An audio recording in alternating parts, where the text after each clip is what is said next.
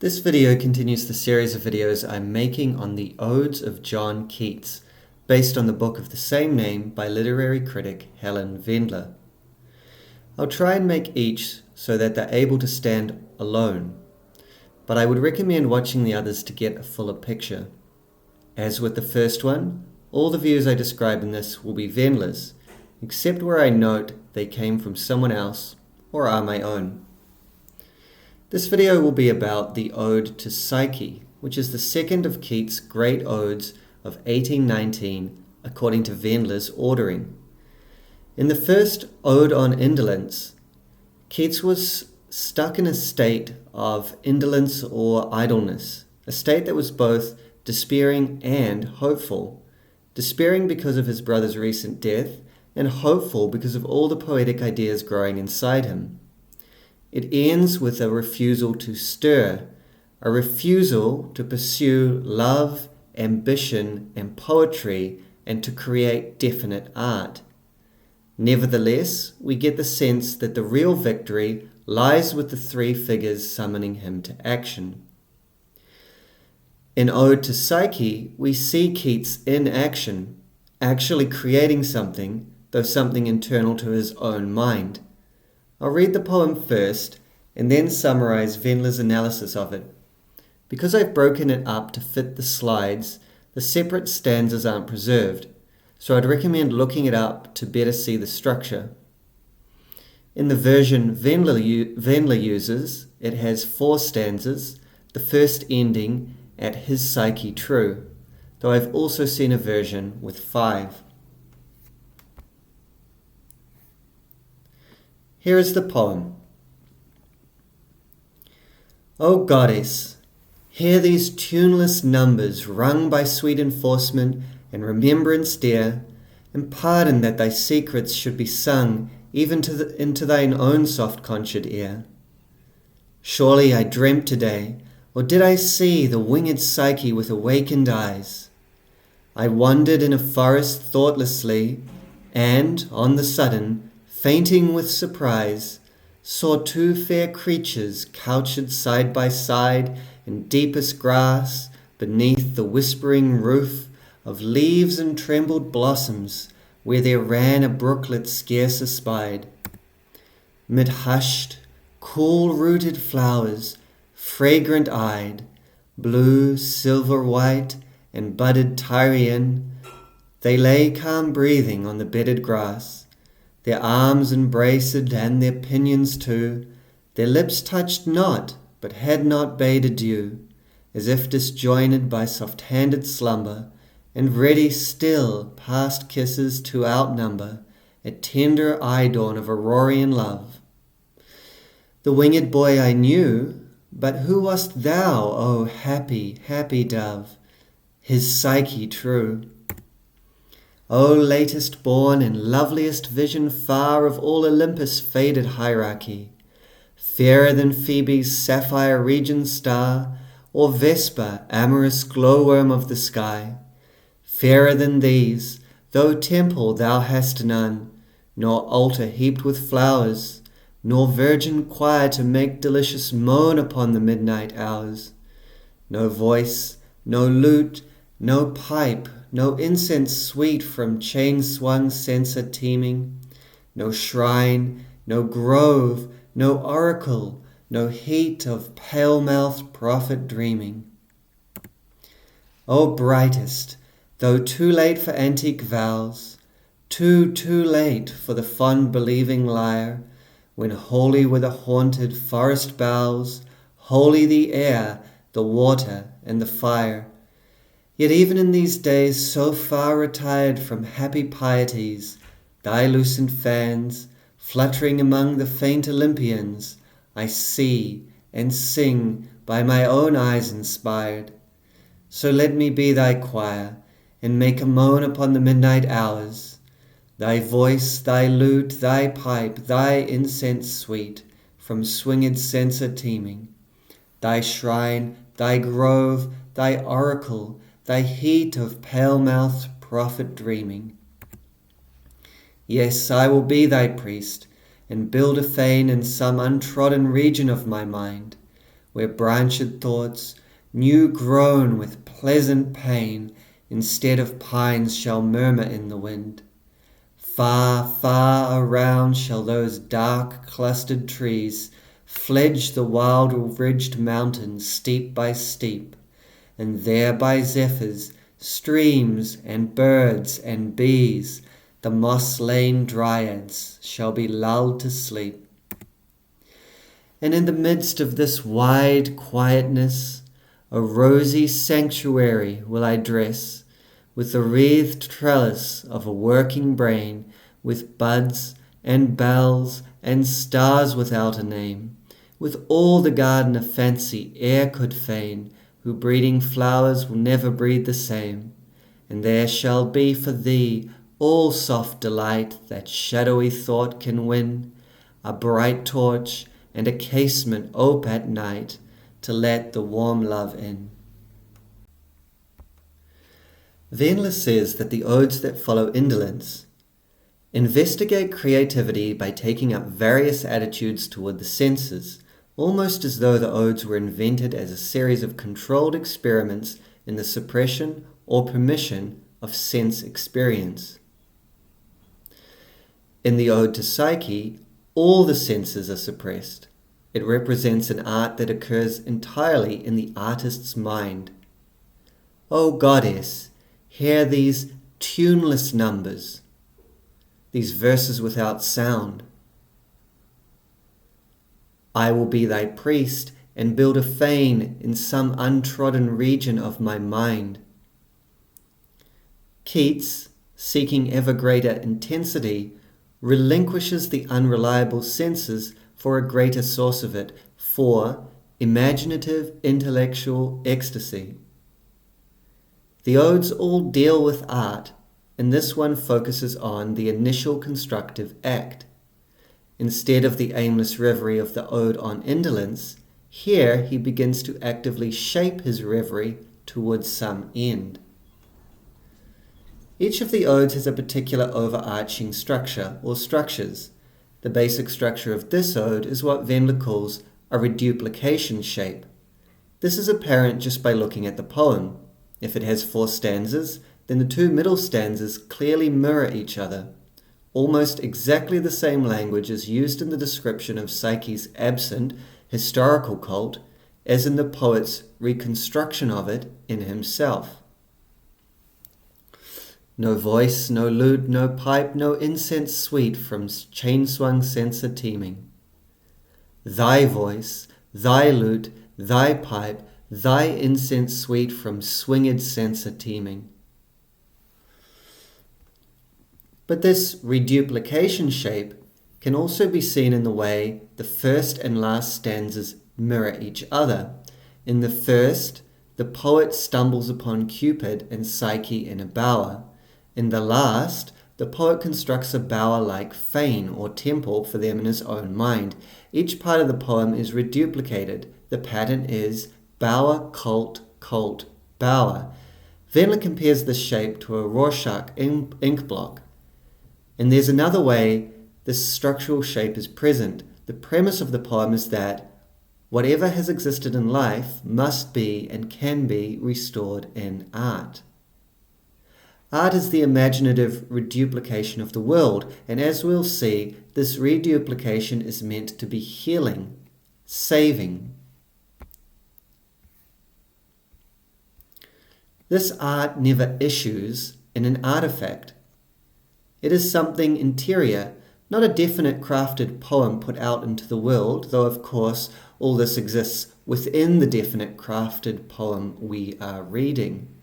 As Vendler explains, in this sense the poem is about the pre-art of purposeful, constructive and scenic or architectural imaginings, not the art of writing, and the entire locus of this art is a mental domain within the artist's brain, where fancy, engaged in a perpetual rivalry with nature, remains forever in a competitive but apparently victorious relation to an external world.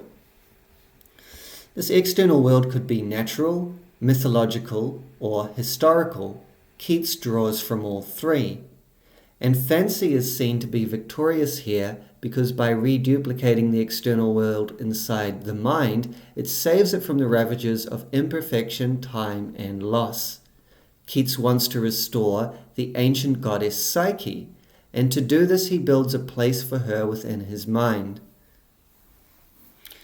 Who is Psyche?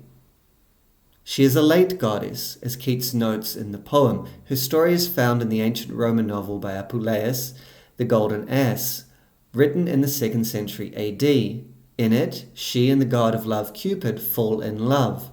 The goddess Aphrodite, jealous of her beauty, sets her dangerous trials to pass, and in the end of the story she is united with Cupid and granted immortality.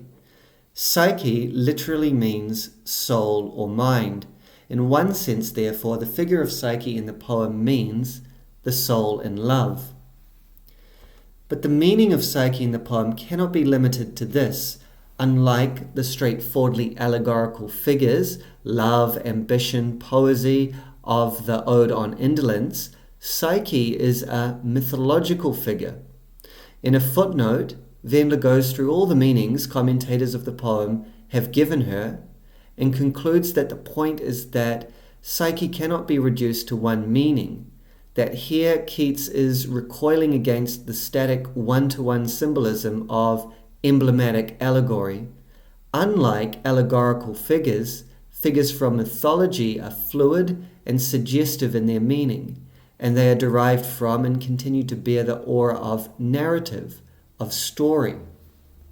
The mythological manifests in another way. We see it in the narrative of the opening stanza. It lacks the changeableness, excess, and imperfection of the real human world. In the vision of Cupid and Psyche embracing in slumber, ready still past kisses to outnumber, Keats presents us with erotic desire unlessened by recent consummation. The imagery avoids the disequilibrium of human experience. The flowers are hushed, cool-rooted. Their very colours are cool, blue, silver, white.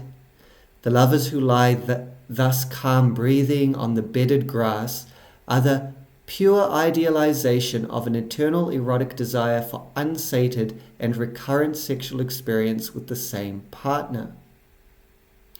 It is not the real world that Keats is mirroring here, but the mythological. There are, in a sense, two restorations of Psyche in the poem, the first simple, the second more complex. The first occurs in the opening stanza. The poet was wandering in a forest thoughtlessly, that is, with the conscious mind suppressed, and thus gained access to the vision of the eternal divine couple. Vendler doesn't elaborate on this too much, but I take it that this rather passive process is the restoration of how the ancients in their innocence may have seen their gods. By stripping away the critical mode of thinking that gets in the way, we may once again gain access to this timeless mythological realm. The second, though, is more complex and more important. Here the poet actively creates a space in his mind for the goddess to inhabit. Where the first vision of the couple occurred in a bower, a product of nature, in the preparations he makes in his mind for the goddess, the metaphor is architectural. He is to create a fane, a temple or shrine. The different tenses of these are interesting too. The first scene is phrased in the past tense. It is a vision already past. The second is in the future tense. I will be thy priest and build a fane. There will be for thee all soft delight. It is couched in hope or expectancy. There are three different styles of language in the ode. The principal one is religious. We see this in the liturgical opening. O goddess, hear these tuneless numbers rung by sweet enforcement and remembrance dear. This was perhaps supposed to be the distinctive language of this ode, and, as we'll see in a minute, is partly drawn from Milton. But it is balanced by two other styles, that of pastoral eroticism and pastoral allegory. The first in the opening bower, two fair creatures couched side by side in deepest grass. In the second, in the closing fane, with the wreathed trellis of a working brain. In fact, these different languages don't just balance each other, but tend to contaminate each other. After the liturgical opening, we hear a note of eroticism erupt. And pardon that thy secrets should be sung, even into thine own soft, conjured ear. Likewise, the poet praises Psyche as the loveliest vision far. Her virgin choir makes delicious moan, and her pale-mouthed prophet is feverish with passionate heat. Likewise, the religious language contaminates and restrains the erotic. Though it is an erotic scene the poet stumbles on in the beginning, the couple are not active, but resting. There is a slight distance between them. Their lips touch not, but had not bade adieu. As mentioned, the very roots and colours of the surrounding flowers are cool. When it comes to the pastoral allegorical language of the final stanza, where the fane for Psyche is constructed, here it is not so compelling. Vendler notes that the fane is Keats' first portrait of himself as an artificer. Like the ambitious aspect of Keats in Indolence, he has not developed a fully adequate language for this. He falls back on what he does best, the language of pastoral eroticism. Thus we do not hear of the architect, but of the garden of fancy and his breeding of flowers, and we get in the end a scene very much like a bower rather than a temple.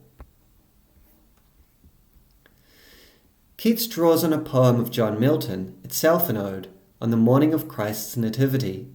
Vendler quotes several stanzas and highlights the words Keats drew from it. Here is just one of these stanzas to give you a taste.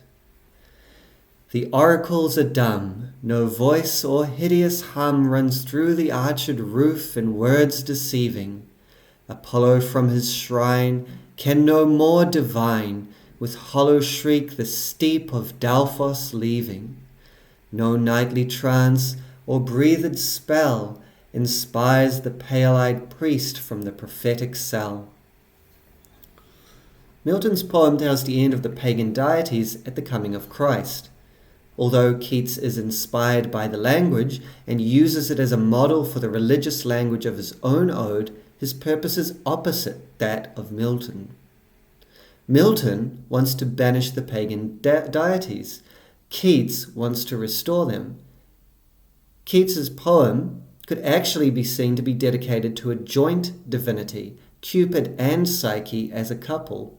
This represents what the poem as a whole hopes to accomplish, the union of the external world with internal imagination, of the flesh with the spirit, of fancy with thought, to achieve, as Vendler puts it, a unity of being through spiritualized eroticism. The Ode to Psyche reflects Keats's famous description of life as a mansion of many apartments, taken from his letter to John Hamilton Reynolds of the 3rd of May, 1818. I will quote the passage in full. I compare human life to a large mansion of many apartments, two of which I can only describe, the doors of the rest being as yet shut upon me. The first we step into, we call the infant or thoughtless chamber, in which we remain as long as we do not think. We remain there a long while, and notwithstanding the doors of the second chamber remain wide open, showing a bright appearance. We care not to hasten to it, but are at length imperceptibly impelled by the awakening of the thinking principle within us. We no sooner get into the second chamber, which I shall call the chamber of maiden thought, than we become intoxicated with the light and the atmosphere. We see nothing but pleasant wonders, and think of delaying there forever in delight. However, among the effects this breathing is father of, is that tremendous one of sharpening one's vision into the heart and nature of man, of convincing one's nerves that the world is full of misery and heartbreak, pain, sickness, and oppression, whereby this chamber of maiden thought becomes gradually darkened. And at the same time, on all sides of it, many doors are set open, but all dark, all leading to dark passages. We see not the balance of good and evil. We are in a mist. We are now in that state. We feel the burden of the mystery. To this point was Wordsworth come, as far as I can conceive, when he wrote Tintern Abbey, and it seems to me that his genius is explorative of those dark passages. Now if we live and go on thinking, we too shall explore them. Within this scheme, then, Keats begins the poem in the first, the infant or thoughtless chamber. I wandered in a forest thoughtlessly. This is the passive innocence of a waking vision of divinity. Next, we see the poet in the chamber of maiden thought. A rosy sanctuary will I dress with the wreathed trellis of a working brain. This is the poet actively thinking, constructing a place for the goddess in his own mind. And finally, we see hints of those dark passages that lead beyond. I will be thy priest and build a fame in some untrodden region of my mind, where branched thoughts new grown with pleasant pain instead of pines shall murmur in the wind. Far, far around shall those dark clustered trees fledge the wild ridged mountains, steep by steep. The imagery is sublime and creates a sense of the dark and vast unknown. The fane or bower the poet eventually creates for Psyche in the midst of all this is, interestingly, quite familiar. It is quite similar to what we saw at the start of the poem. The poet hints at all these dark passages leading to new chambers of thought, but at this stage does not actively explore them.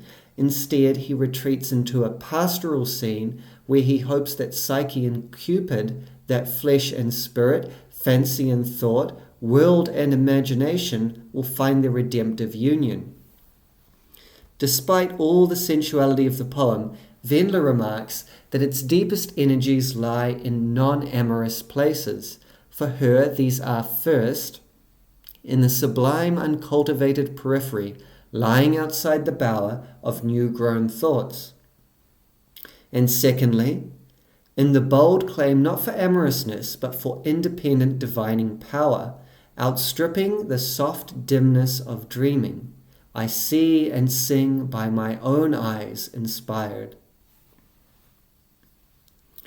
These high and solitary sublimities, she says, almost sequestered in this poem of amorous contact and decorative luxuriance, predict the more solitary Keats of Urn, Autumn, and the Fall of Hyperion. But the trend away from mere sensuality towards sacrificial maturity isn't confined to these sequestered passages. Rather, it pervades the whole poem. The outward senses are sacrificed for the mind, for the wholly inner, imaginative construction of Psyche's fane.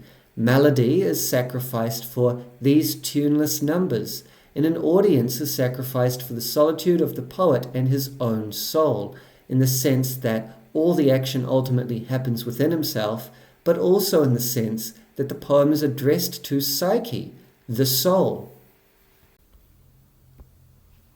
Like the Ode on Indolence, the poem seems to end one way, but really ends a different way. On the surface, the ending is hopeful, almost blissfully hopeful.